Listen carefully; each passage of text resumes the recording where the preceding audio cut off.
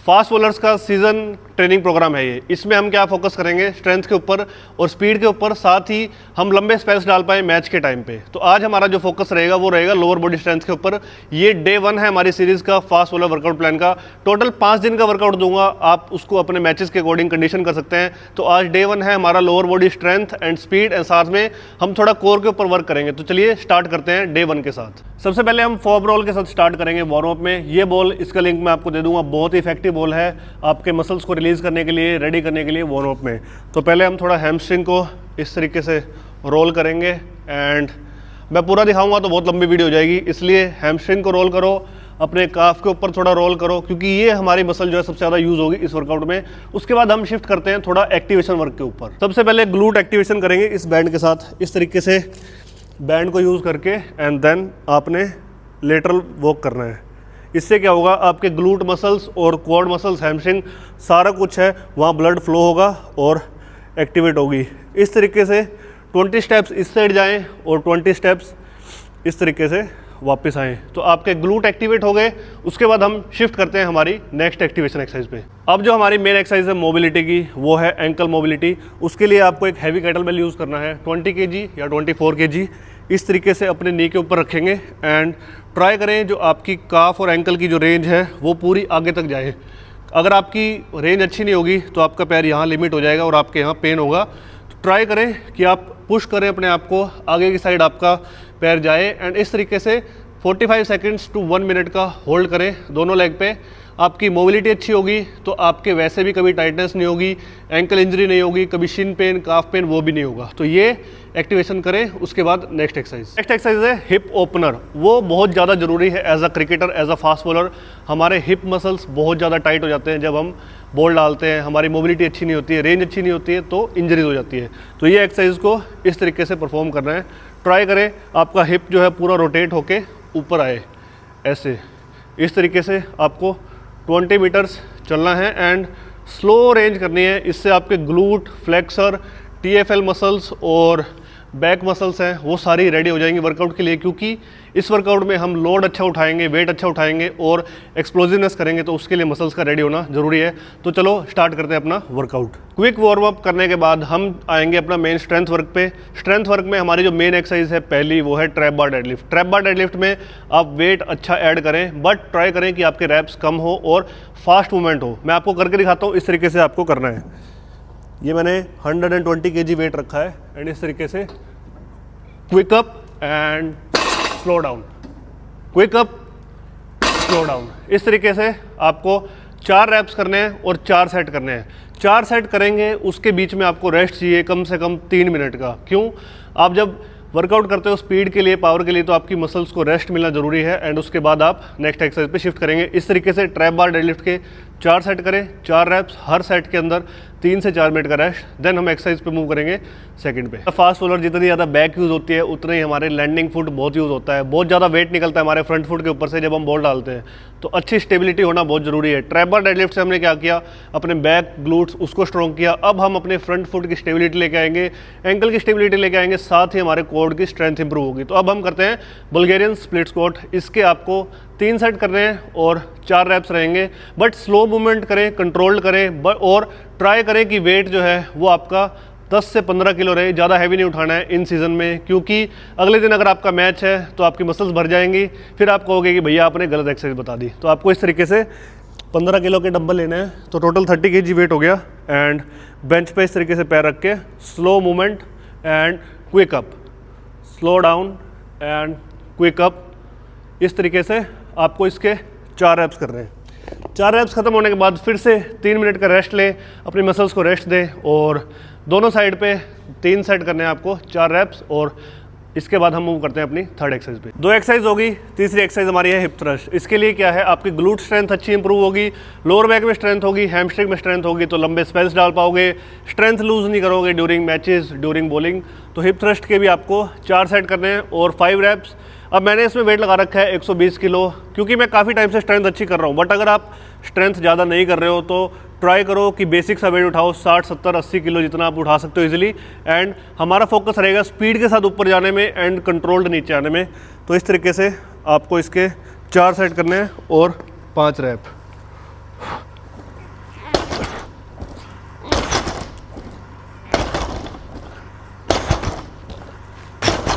अब जैसे मैं वेट उठा रहा हूँ तो मेरी हैमस्ट्रिंग बहुत ज़्यादा यूज़ हो रही है और ग्लूट्स बहुत यूज़ हो रहे हैं और पावर के साथ मैं वेट को ऊपर फेंक रहा हूँ। सेम तरीके से आपको करना है, बट इंजरी ना करवाएं। अगर आप कोई भी एक्सरसाइज कर रहे हैं under the guidance of a strength and conditioning coach करें। मेरी फाउंडेशन काफ़ी अच्छी है, काफ़ी टाइम से ट्रेनिंग कर रहा हूँ। आप जब ट्रेनिंग करें तो एक कोच के साथ करें ताकि आपको इंजरी के चांसेस ना हो। तो अब हम मूव करते हैं हमारी फोर्थ एक्सरसाइज पे। नेक्स्ट एक्सरसाइज है हमारी नॉर्डिक कर्ल्स। उसका मेन फोकस रहेगा आपकी हैमस्ट्रिंग पे। जब हम ज़्यादा लंबे स्पेल्स डालते हैं ना, एक टाइम के बाद हमारी हैमस्ट्रिंग की जो स्ट्रेंथ है वो खत्म हो जाती है और हमारी हैमस्ट्रिंग में खिंचाव आ जाता है, पेन आ जाता है। ये क्यों होता है? जब हम अच्छी स्ट्रेंथ नहीं करते हैं। ये एक्सरसाइज से आपकी स्ट्रेंथ भी चेक हो जाएगी। अगर आप एक अच्छे फास्ट बॉलर हैं, आपका फाउंडेशन अच्छा है, तो आप नॉर्डिक इजीली कर पाएंगे। अदरवाइज जब आप नॉर्डिक करोगे तो हो सकता है कि आपके हैमस्ट्रिंग के जो मसल्स हैं वहाँ पे क्रैम्प आए। तो आपको ये वेट को इस तरीके से सेटअप करना है। मैं यूजुअली GHD अगर आपको अच्छी नहीं मिल पाती है तो आप इस तरीके से वेट को लगा दें यहाँ पर। एंड यहाँ मैंने मैट का सेटअप रखा है ताकि मेरा पैर जो है इसके अंदर अच्छे से लॉक हो जाए। एंड आपको दूसरे एंगल से मैं दिखाता हूँ कि किस तरीके से आपको नॉर्डिक करना है। अब नॉर्डिक के लिए इस तरीके से अपने काफ को यहाँ फंसा लें, नहीं तो आप किसी पार्टनर का भी यूज़ कर सकते हैं। मेरे पास इस टाइम पे पार्टनर नहीं है और मैं यूजुअली अकेला वर्कआउट करता हूँ जिम में। तो आपको इस तरीके से स्लो नीचे आना है। ट्राई करें कि आप हैमस्ट्रिंग की स्ट्रेंथ यूज़ करके इस तरीके से नीचे जाएँ, slow slow slow slow slow. And अगर आपसे पूरा नहीं हो रहा है तो हाथ लगा लें, सपोर्ट लें और वापस आते हुए भी ट्राई करें कि आप हैमस्ट्रिंग की पावर से ही आए और सेफली करें। मुंह नीचे ना लगा लें, चोट भी लगने का खतरा है इसमें। इस तरीके से आपको इसके 4 रेप्स करने हैं। स्लो नीचे जाएं एंड स्लो ऊपर।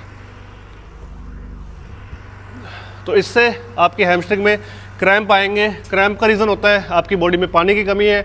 पानी की कमी होगी तो क्रैम्प्स आएंगे। ड्यूरिंग मैचेस हाइड्रेशन अच्छी करें, ट्रेनिंग के टाइम पे पानी पीते रहें और अपनी ट्रेनिंग इतनी अच्छी करें कि ड्यूरिंग मैच आपको कोई दिक्कत ना हो। अब हम मूव करते हैं हमारे स्पीड वर्क के ऊपर, जिसमें हम एक्सप्लोजिवनेस पे काम करेंगे, बॉक्स जंप करेंगे और उसकी टेक्निक आपको मैं बताऊँगा। ड्यूरिंग वर्कआउट पानी पीना बहुत ज़्यादा ज़रूरी है। क्यों? क्योंकि पानी पियोगे तो आपकी बॉडी में वाटर की कमी नहीं होगी और हमारी बॉडी 70% ऑफ तो पानी से बनी है। तो अगर हम पानी अच्छा पिएंगे तो हमारी बॉडी में क्रैम्प्स नहीं आएंगे। क्रैम्प्स नहीं आएंगे तो मैचेस लंबे खेल पाएंगे, इंजरीज नहीं होगी, तो हमारा करियर सक्सेसफुल होगा। तो अब हम मूव करते हैं स्पीड वर्कआउट पे। स्ट्रेंथ के बाद एक्सप्लोजिवनेस के ऊपर आते हैं। सबसे पहले बॉक्स जंप करेंगे, 3 सेट 5 रैप। हर सेट के बाद आपका 1 या 1.5 मिनट का रेस्ट रहेगा एक्सप्लोजिवनेस में। पर आपका मेन फोकस रहेगा कि आप वर्टिकली ऊपर जाएं, ना कि पैर को बेंड करके। आपको इस तरीके से ट्राई करके और ऊपर एक्सप्लोजिवनेस के साथ लैंड करें बॉक्स के ऊपर। जितना अच्छा लैंड करेंगे उतना आपकी बॉडी जो है पावर मारेगी और ये हमें हेल्प करेगी क्रीज में भी। जब हम क्रीज में होते हैं तो हमारी बॉडी को जल्दी निकल के जंप करके लैंड होना होता है। तो इस तरीके से हमें बॉक्स जंप करने हैं 5 रैप।